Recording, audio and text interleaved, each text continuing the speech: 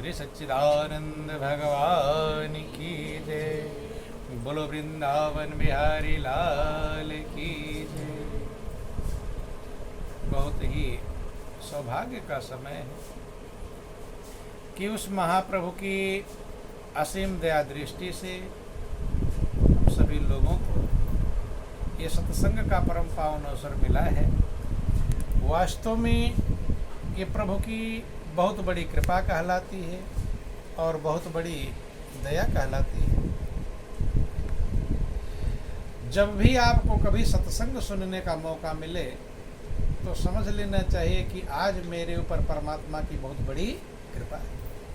चूँकि बिना सत्संग के मनुष्य को सच्चाई का ज्ञान होता नहीं कि बिन सत्संग विवेक न होई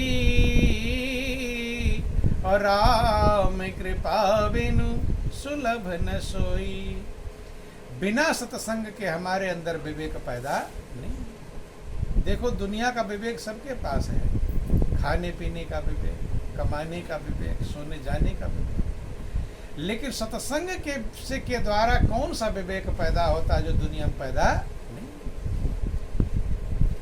हम इस संसार में आए हैं, किस लिए आए हैं, क्या करने के लिए आए हैं और कैसे हमें जीना चाहिए, पूरी जिंदगी बीत जाती लेकिन समझ में आता नहीं। आज सोचता ऐसा कर लूँ तब सही रहेगा, फिर कुछ समय बाद सोचता ये सही नहीं है, अब ऐसा कर लूँ। ऐसे करते करते पूरा जीवन गुजर जाता है बंधु, लेकिन अंदर में संतुष्टि मिलती नहीं, चैन नहीं मिलता, शांति नहीं मिलती।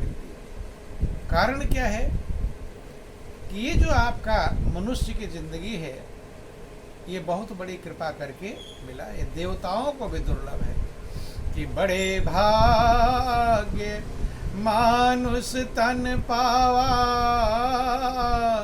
और सुर दुर्लभ सब ग्रंथ निगावा। सभी शास्त्र वेद पुराण कहते हैं कि आपको जो मनुष्य की जिंदगी मिली है देवताओं को भी दुर्लभ, तरसते हैं, मांगते हैं कि एक बार मुझे मनुष्य की जिंदगी मिल जाए। हमको आपको मांगना नहीं, प्रार्थना नहीं करनी है, मिला हुआ है, लेकिन इसकी कीमत समझ लेनी है। क्या समझ लेनी है? जिंदगी तो मिल गई, लेकिन अगर जिंदगी की कीमत हम नहीं समझ पाए तो भी हम जीवन आनंद मग्न नहीं कर पाए। शास्त्र वेद पुराण कहते हैं कि आप आनंद के भंडार हैं। किसके भंडार हैं? आनंद। ईश्वर अंश जीव अविनाशी और चेतन अमल सहज सुख राशि। कि जीव ईश्वर का ही अंश है, अविनाशी है, चेतन है, मल रहित है और सुख की राशि। किसकी राशि है? राशि माने ढेर। जैसे खलिहान में ढेर सारा अनाज पैदा हो जाता है तब उसे राशि कहते हैं। यानी 2 किलो गेहूं ले आए तो राशि नहीं कहेंगे। ढेर सारा जब खलिहान में अनाज पैदा होता है तो आप सुख की राशि हैं। क्या है? सुख की राशि। लेकिन देखने में क्या लग रहा है? टेंशन की राशि है, चिंता की राशि है, नहीं राशि, बेचैनी है। और महापुरुष कहते हैं सुख की राशि है। क्यों? क्योंकि जिंदगी तो मिल गई लेकिन हम जिंदगी की कीमत समझे नहीं पाए। कि जिंदगी को क्या समझते हैं? इतना समझते हैं कि कमा लो, खा लो, पी लो और चल दो दुनिया से, इतना ही तो है। महापुरुष कहते हैं खाने पीने जीने नु, ना जीने खाने पीने नु, लख लानत उस कमीने नु जो खांदा पेंदा मर जाना। कहते खाना पीना जिंदगी के लिए है, लेकिन जिंदगी सिर्फ खाने पीने के लिए नहीं। खाना पीना तो पशु भी करते हैं, कीड़े मकोड़े भी करते हैं, भेड़ बकरी भी करते हैं, फिर मनुष्य की जिंदगी दुर्लभ क्यों कहलाएगी? कहते उस जीवन को धिक्कार है जो सिर्फ खाता है, पीता है और मर जाता है। जो जीवन को आनंद मग्न नहीं कर पाया, जो सुख और शांति नहीं प्राप्त कर पाया, उस जिंदगी पाने का कोई लाभ नहीं। जब आप सुख की राशि हैं फिर भी सुख मिलता क्यों नहीं? पूरी जिंदगी मनुष्य एक काम करता है कि मैं सुखी कैसे हो जाऊं। ये तो उपाय करते हैं बचपन से लेकर मृत्यु तक। दिन भर परिश्रम करते हैं, रात को परिश्रम करते हैं, अच्छे भी कर्म करते हैं और बुरे भी कर्म, बेईमानी भी कर लेते हैं, झूठ भी बोल लेते हैं, सब कुछ कर लेते हैं, लेकिन अंदर में फिर भी संतुष्टि मिलती नहीं। और वैसे कह रहे हैं सात पुराण वेद कि आप सुख की राशि, किसकी राशि हैं सुख की राशि, लेकिन हम उस कीमत को समझे, अर्थात कितनी भी कीमती चीज आपको मिल जाए, अगर उसकी आप कीमत नहीं समझ पाएंगे तो उसका लाभ उठा नहीं पाएंगे। ऐसे समझ लो। एक छोटी सी कहानी समझाते हैं, आपको समझ में आ जाएगा कि कैसे कितनी कीमती चीज हमें मिली हुई है। जिंदगी देवता तरस रहे, लेकिन हमें जो का त्यों गंवा दे रहे। एक गांव का गरीब मजदूर था, मजदूरी करने वाला, इतना गरीब है कि सब्जी है तो रोटी नहीं, और रोटी है तो सब्जी नहीं। अब रास्ते में जा रहा है तो एक हीरा पड़ा हुआ मिल गया। क्या मिल गया? अब देख रहा है कि चमक रहा है कुछ, लेकिन वो पहचानता नहीं था। क्या नहीं करता? पहचानता। अब उसको समझ में आया कि कांच का टुकड़ा है। क्या समझा? वो हीरा नहीं समझा। क्या समझा? कांच। एक बार सोचा कि क्या करूंगा कांच का टुकड़ा, फिर दिमाग में आया कि लाओ लेता चलो बच्चे खेल लेंगे। कैसे कहीं रास्ते में कोई खिलौना पा जाओ तो ले आते, बचा देते हैं। तो सोचा कि बच्चे खेल लेंगे, ये सोच करके उसने उस हीरे को उठा लिया। वो करोड़ों का हीरा है। कितना कीमत है? करोड़ों रुपया उसकी कीमत है। अब ले आया घर पर, पहचानता नहीं है तो क्या करोड़पति बन गया? करोड़ रुपए का हीरा मिल गया, लेकिन करोड़पति बना? बच्चों को दे दिया, लो खेलते रहो। और जब पिता नहीं पहचानता तो बच्चे क्या पहचाने? बच्चे भी खिलौना समझकर खेल लेते और ऐसे कोने में फेंक देते। तो देखो, जिसके घर में करोड़ों का हीरा आ गया है, लेकिन उसकी गरीबी में कोई अंतर आया? जैसे पहले गरीब था वैसे अब भी गरीब है। क्यों? कोई चीज पाने से नहीं, उसकी कीमत जब आप समझ जाएंगे तब आनंद मग्न हो पाएंगे। ठीक है? 4 साल बीत गया और उसके घर में करोड़ों का हीरा है, लेकिन वही सब्जी है तो रोटी नहीं, रोटी तो सब्जी नहीं। ऐसे हम लोगों को ये मनुष्य की जिंदगी मिली है। क्या मिली है? मनुष्य की जिंदगी। ये हीरे से ज्यादा कीमती है।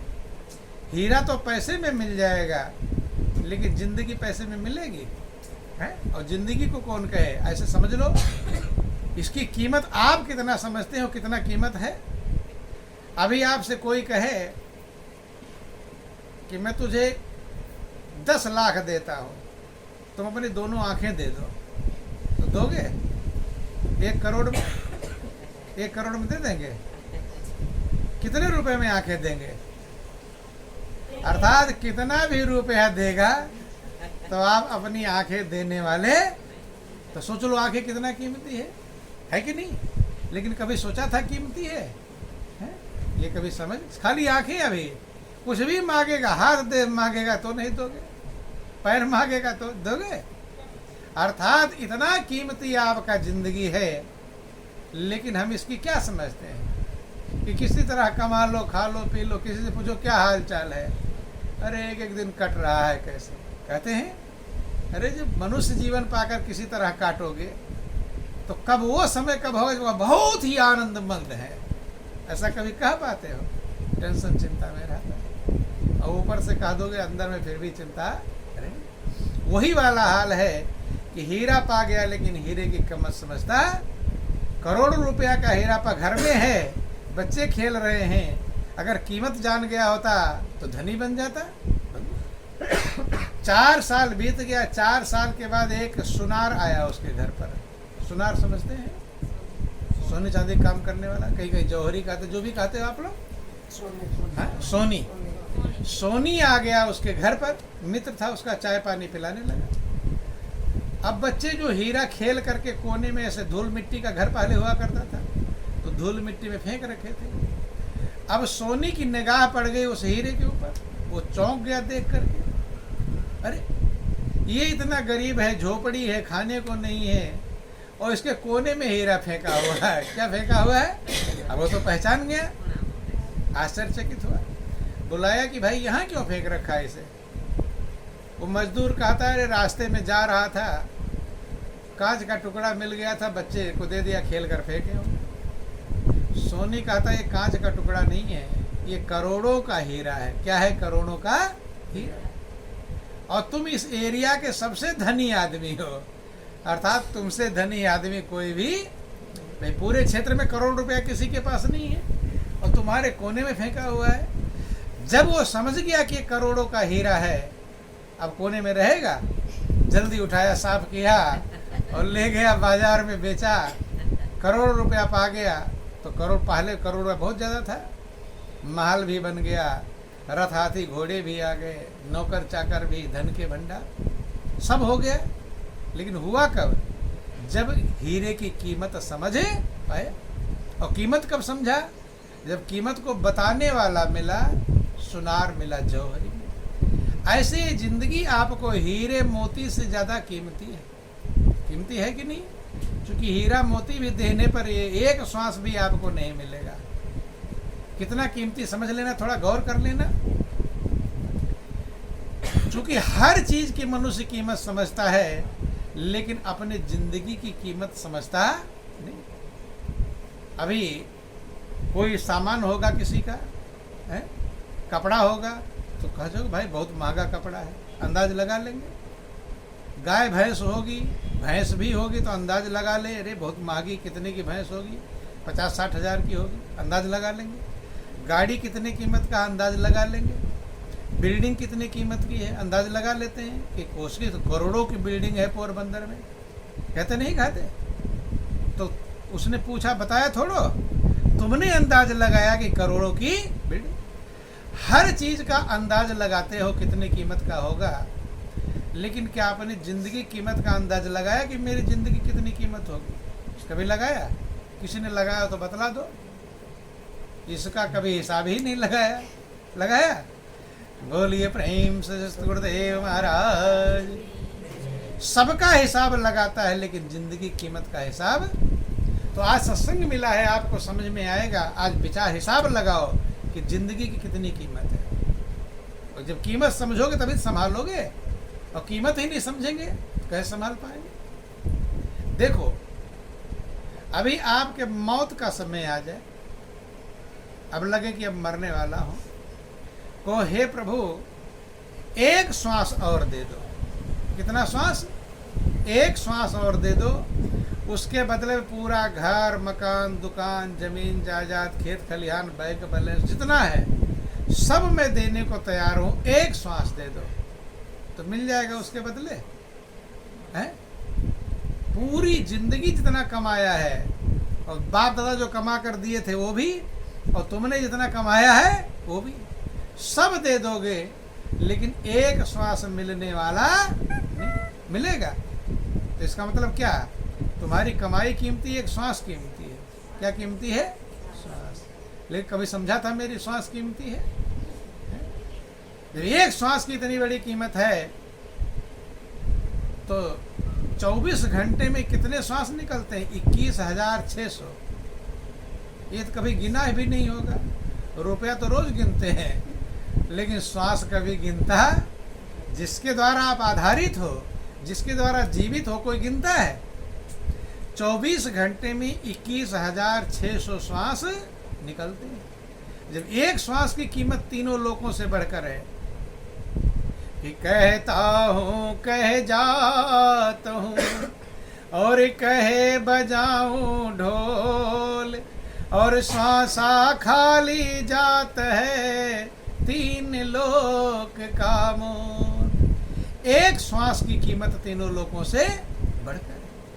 अर्थात तुम पूरे देश के मालिक बन जाओ, पूरे संसार के मालिक बन जाओ, और वो भी देने लगो कि लो पूरा संसार दे, एक श्वास और दे दो, फिर भी मिलने वाला, तो सोच लो कितना कीमती। लेकिन ये खाली जा रहा है बंधु। जब एक श्वास कीमत तीनों लोग से बढ़कर है, तो 24 घंटे में 21,600 श्वास होते हैं।